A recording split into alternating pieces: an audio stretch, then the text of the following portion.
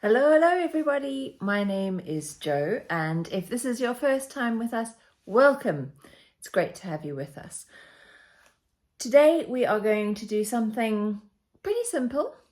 It's a little earring stud. It's a perfect one if you are a beginner and you've not worked with the teeny tiny seed beads very often. This is a great one to get started with. It's a fabulous stash buster because we're using so few of each seed bead and we're using a couple of 8mm cabochons that you can get through all those little leftovers, those tubes of seed beads that you've got in your stash and you've got tiny amounts left. This is the perfect design to get rid of all those leftovers. So this is the little stud that we're going to be making. We're going to be using ladder stitch. We're going to be using peyote stitch, so a couple of the basic stitches that are used all around the world. And it really is quite, for me, if you know, some of my designs have been more on the large size. This is more of a dainty one, these little stud earrings. If you don't wear studs, this makes a perfect little pendant. You could turn it into a ring to wear on your fingers. It's versatile. If you don't want to wear studs and you prefer a shepherd's hook, you would just have to attach a little shepherd's hook onto one of the little spokes on the earring and you're done. In fact, I might show you how to do that in the video as well a bit later on.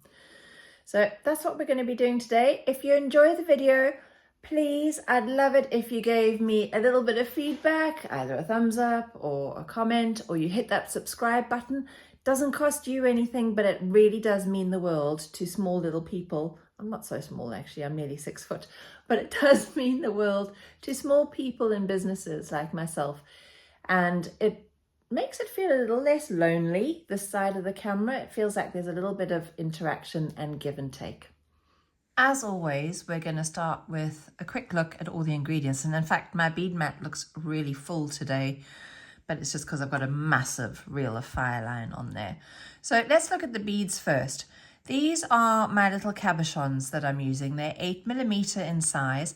As always, before I go any further, I will pop a list of the materials in the description of the video, and I will list all the colors that I've used as well. So we've got 8mm cabochons. These are Puca ones, and they are metallic suede purple. So they've got a rounded dome and then a flat bottom underneath. Then these beautiful sparkly ones, they've got sort of an iridescence to them. They are 2mm true to fire polish beads. And the color of these is called Crystal Lemon Rainbow. Then we're moving on to these. These are my size 11 Delica beads, and they are Duracoat Galvanized Light Champagne. Sticking with size 11, but normal seed beads this time. These aren't the Delicas, and these are Matte Opaque Light Rose. And then I've got these beautiful little size 15 seed beads, and they are a lovely seafoam green teal color. I will list all of those in the description. Then I've got my little findings, my earring stud pads. Now my cabochons are 8mm and the area surface on my pad is 6mm. So it's actually the perfect fit when we glue them on to the cabochon for the stud. And so that's the findings. And then I have got my fire line. I'm using the 6-pound fire line, and I'm using it in the crystal color, the white or the clear. I have got some glue. I'm using hyper cement. That's to glue the cabochon onto the stud. You can use any jewelry glue that you use at home. I've got my thread zapper to end off threads, and I do have my flat nose pliers here. I find when I'm beading in such a tight little circle here, the thread starts to use up the space in the holes of the beads, and you've got very little to grip on and pull, and sometimes my pliers give me a better grip to pull the needle through the beads, and you'll see how I use that in the video if it's not making sense to you right now. So that is our list of ingredients for today's tutorial, and we'll get started. Thought I'd just show you the finished piece a little more up close and personal, because it's sometimes difficult to see when I'm doing the introduction. So this is our little stud that we're going to do. If I pop it between my fingers, you'll see it's actually a really nice size. I've got one here that I haven't added onto an earring shank yet. It's a really nice size for a ring or a little pendant as well. So one of the very first things you're going to want to do is to glue your earring, your finding, or your stud post onto the cabochon. I don't believe what they tell me on the glue. I tend to glue mine and leave it overnight. So I've just got a bit of paper here to dab on the glue. I'm going to just pop. You don't need a lot. So let's zoom in here so that you can see. So I'm just going to pop, there's one little drop.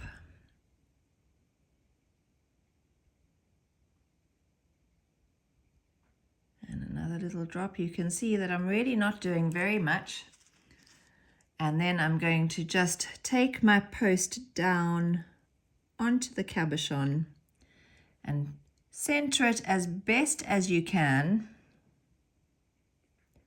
And then you're going to leave it to dry.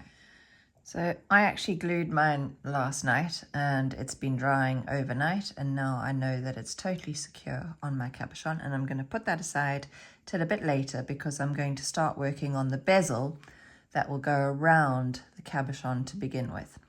And the very first round we're going to start off with is once you've added about 1 meter of thread onto your needle. You won't need a full meter, but if you are very new to beading, it's always wise to start off with a little more than you need, because some people get a little nervous or anxious when they've got to add in thread. If you're fine adding in thread, you can try and get away with 3/4 of a meter and see how you get on. But for this purpose, I'm starting with 1 meter of thread on a size 12 beading needle, and I have added 20 of my size 11 Delicas onto my needle. And I've already done that because, or preloaded them, because if you were to watch me loading that on, it takes a little while. I'm moving them down towards the end of my thread, and I'm going to leave myself about a 10 or 15 centimeter tail that I can weave away at the end before passing my needle up through all those Delicas again. Now, if you can't do it in one go, don't panic. You can just do a few at a time. My needle's got a nice little bend in the end. I don't know if you can see that. It's a well-used needle, so sometimes it doesn't go through all of them at the same time. So pass through all 20 of your Delicas from the bottom to the top again. Pull your needle through. And I'm going to pass through the first few again to just close that ring completely. So if I pull the tail and my working thread, I now have a circle made with my 20 Delicas. And that is your round 1. Round 2, we're not going to weave the tail away just yet, but you can hold on to that tail. We're going to do ladder stitch with our little size 15 seed beads. So pick up 1 seed bead. Your thread, I'm going to zoom in for this bit so that you can see exactly what I'm doing.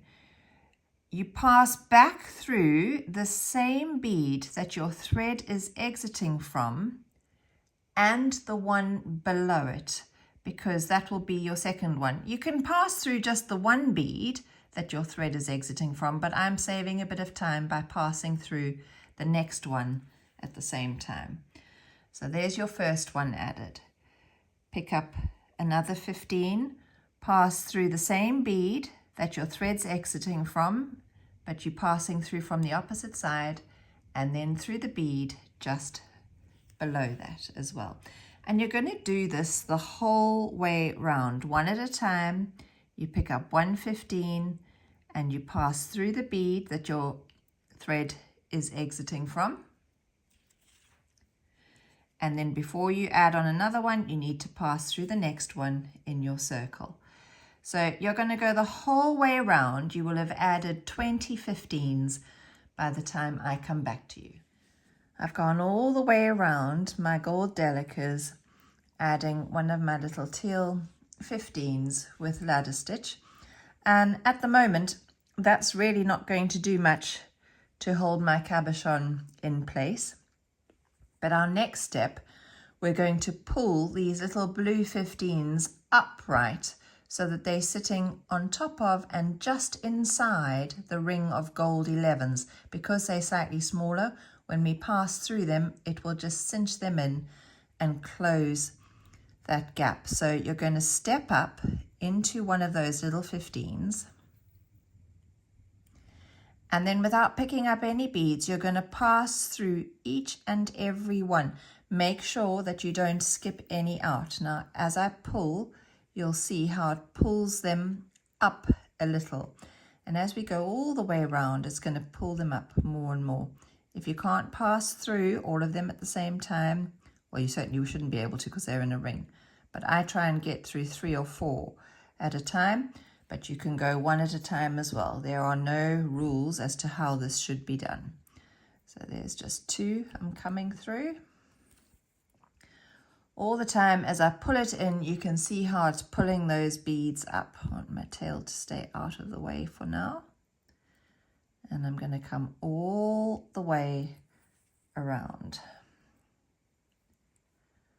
I'm nearly back at the beginning.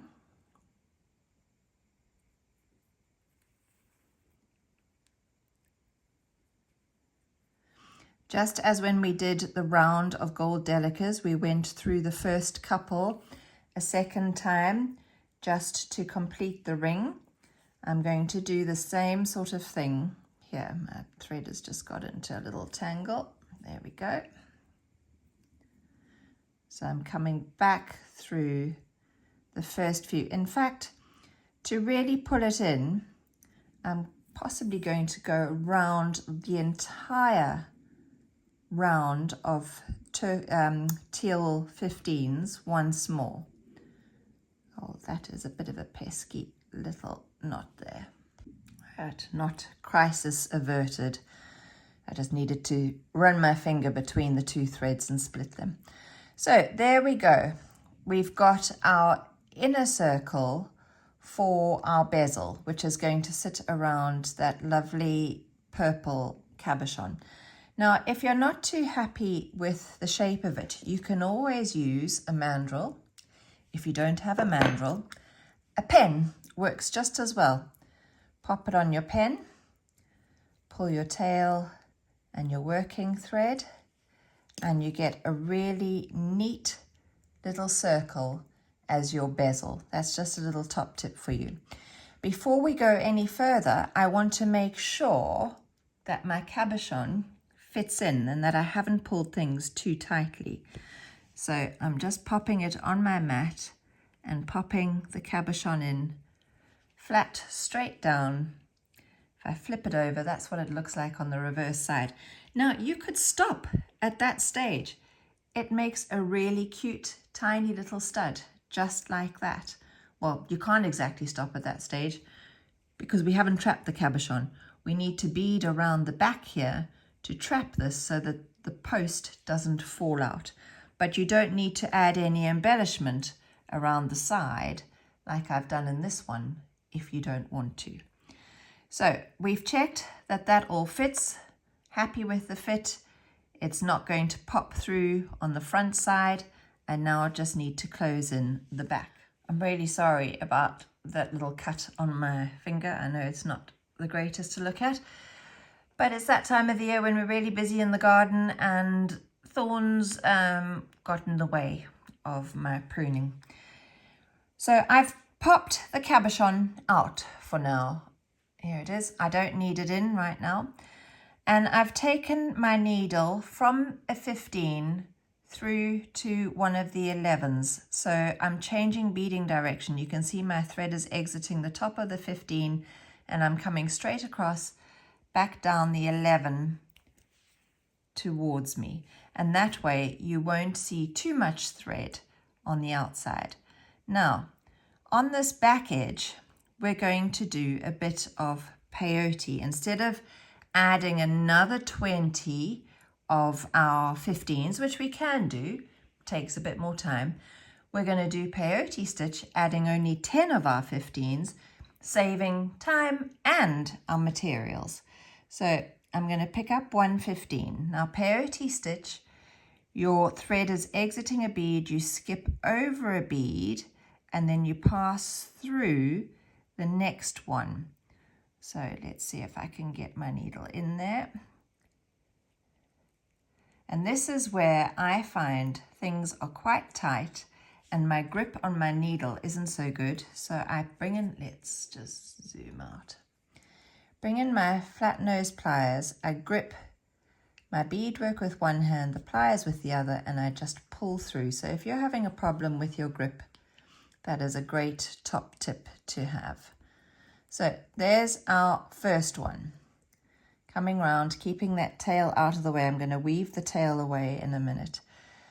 Thread is exiting one bead, skip over and pass through the next one. Let's just zoom in again so you can see. Thread is exiting that one, skip over a bead and pass through the next one. So you're going to have gaps this time because you're not doing a 15 for every single 11 like we did in the ladder stitch, but that is absolutely fine.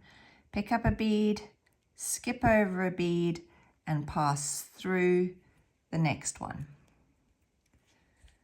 And I need a bit of help again. There we go.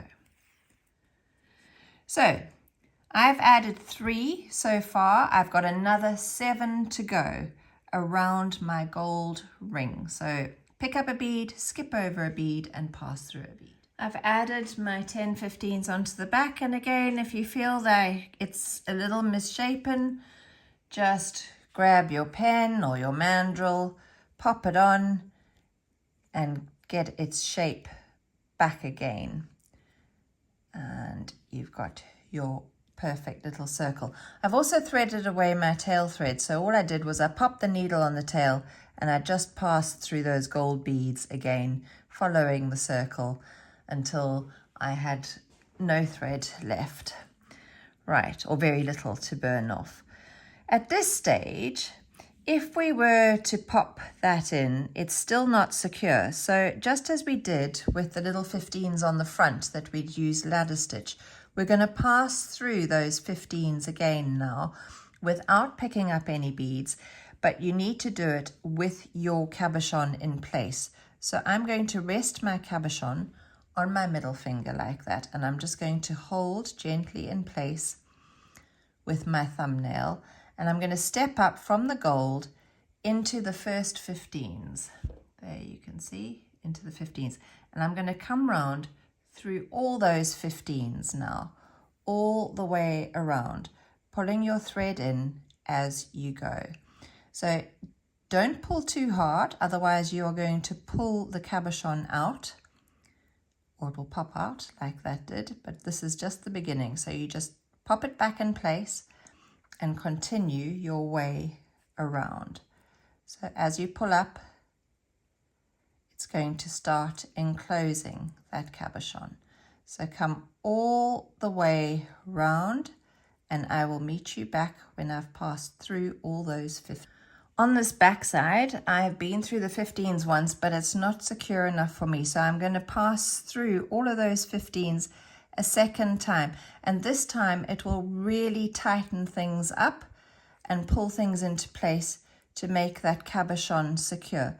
So pass through all your 15s again and I will meet you back once you've gone through for a second. Take your time, don't rush it. If you're getting frustrated because the cabochon and the post keeps moving around, just keep popping it in on your mat and then move that post into the center of your beaded ring.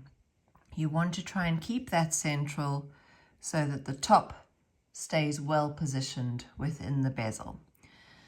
You can even go through those little 15s a third time if need be. You might struggle to do it a fourth time because there's not much space inside the hole of those little 15s. But 2 or 3 times and you should be secure, as long as you're keeping that upright post of your stud in the center of your beadwork. You're then going to go back, if you're going to continue with the embellishment, like I did around the outside, you're going to go back through one of your gold 11s on the rim. So back through one of those. And we're now going to do a little sequence of beads all the way around our gold circle. And we're going to do it similar to peyote, but instead of picking up 1 bead at a time, we're going to pick up 3 beads at a time. So we're going to pick up, let's zoom back out so you can see where are my beads. There they are. One of our Delicas, a little 15, and a Delica. And then we're going to skip over a bead and pass through the next bead. So let's zoom in, get into focus.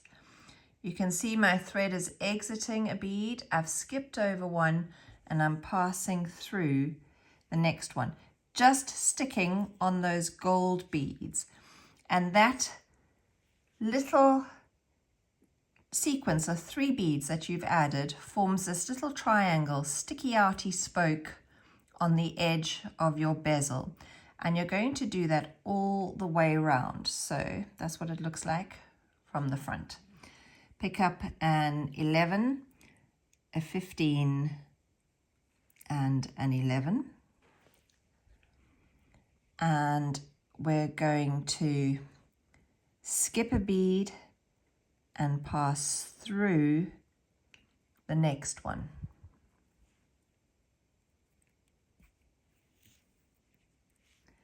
And there I have my second little triangle. So from the front and from the back.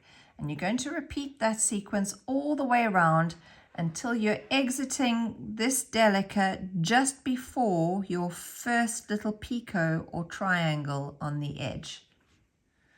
I've come all the way around, adding my little picots of my Delicas and my 15s all around the edge. And again, that is another perfect spot to finish if you don't want anything too intricate or fancy.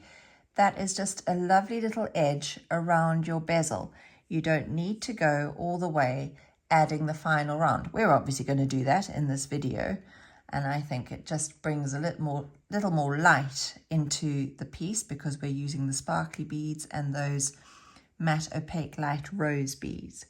So you've been all the way around, and in order to finish off the next round, you need to be exiting one of these little 15s on the edge here. So just weave through your beads until you're exiting a 15. In this final round, we're going to be linking all those 15s around the outer edge together. And we're going to pick up a sequence of 5 beads each time. So we're going to start with a little 11. A 15. Then we're going to go for one of the 11s. Then we add our sparkle from our true 2 and we go backwards with an 11 and a 15. And you're just going to pass the needle through the very next 15 in that round. So let's just zoom in one little bit so you can see that. There's my sequence of 5 beads and I'm just passing through the very next 15. Pull your beads through and they form the little triangle. Now you can always take that true 2 between your thumbnail and your finger and pull it out so that it is the bead that is sticking out the most.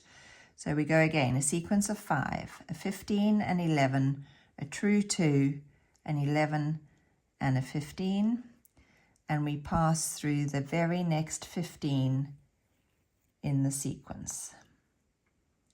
There we go. We've got 2 of our outer edge complete. So if I flip it over, that's what it looks like on the other side. So you're going to do that the whole way around, a total of 10 times, a 15, an 11, a true 2, an 11, and a 15, and you pass through the very next 15 on your outer edge.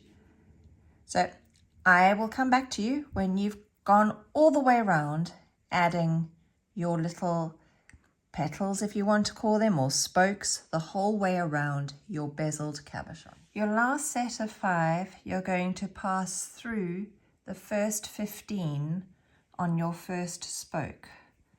So pass through that, get the beads sitting in the right place, and then you can just pass through your beads so that you are exiting this top little true. To end off my thread, I'm going to do a double half hitch knot here. So I'm going to pass my needle under the thread that's between the fire polish and the size 11 seed bead, and you make a little loop and you pass your needle through that loop and you pull tight. And that's a half hitch. To do it a second time, do exactly the same thing, under the thread bridge, through the loop, and pull tight. And then I'm going to pass my needle through the next beads in the sequence, pulling that knot into the beads. And that way when I end off my thread, I have no chance of snipping off or slicing through that knot. So when I'm at this stage here, I can take my thread zapper and just slice through the thread there. And there you have your little pair of stud earrings, a great stash buster, a great one if you're a beginner. If you want to see how I add a shepherd's hook, I'm going to add a shepherd's hook onto this other one, so stay tuned. If not, thank you so much for your time, for watching. It's really much appreciated. Well done if you've made it all to the end. And I would love to see your makes, your color choices, because they inspire everyone else. And it's amazing how just a change of color makes a design look so different. So post them to my Facebook page, Joe Barclay Loggie Handmade Jewelry, and we'll all have a good ogle at them. Thanks again for watching. And if you want to watch the shepherd's hook, I'm going to do that one next. So with the stud, the pad sits against your earlobe, and therefore your beaded stud sits against your ear. With the shepherd hook, that goes through your ear, and then your beaded decorative bit hangs from this part of your shepherd hook. Now, I am exiting from my 2mm fire polish, and I'm just going to use some size 15 seed beads again, and I'm using gold ones this time because my findings are gold. So I'm just going to, there are no rules, but if you've never done it before, you might want to do it this way. I'm picking up 2 of my 15s, and I'm going to let them drop down to that fire polish bead. Let's zoom in so you can see. There we go. And then you're going to come through the loop of your shepherd's hook. Now my loop isn't actually closed, so I'm going to cheat a bit here. I'm going to come back through that top 15. And once I've got a much smaller loop of thread, I'm going to add in the hook of my shepherd's hook, and I'm going to pull that tight.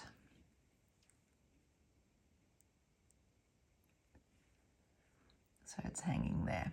I'm then going to pick up one more 15, and I'm going to come through that fire polish bead from the opposite side. So I started on one side, and I'm now coming through the fire polish bead from the other side.